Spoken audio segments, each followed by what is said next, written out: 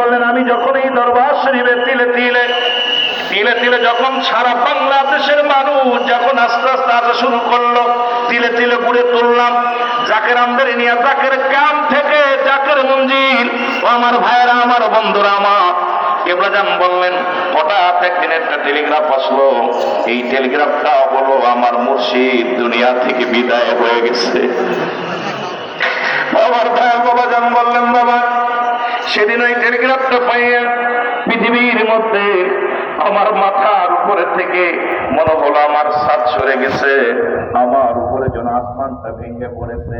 যখন আপন পীর দুনিয়া থেকে বিদায় দিয়ে চলে গেছে, জোরে জোরে চিল্লায় বলেন আল্লাহু আকবার।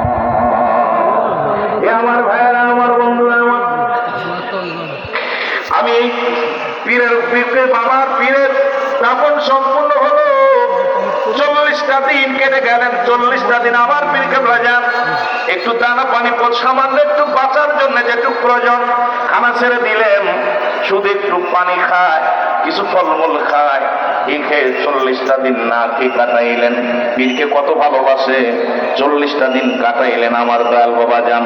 এরপরে যখন আমার পীরে হুজুর বলেন আমার পীরের 40 পালন করার জন্য যখন আমি এনায়েতপুরে যাব, নৌকার মধ্যে উঠলাম। ওটা পর হঠাৎ আমি বেহুশ হয়ে গেলাম। এরপরে আমার দাদু, তোমার দাদু পীর, আমার পীর কেবলা যান আমার মাথায় হাত বোলায়া দিয়ে বলতেছে বাবা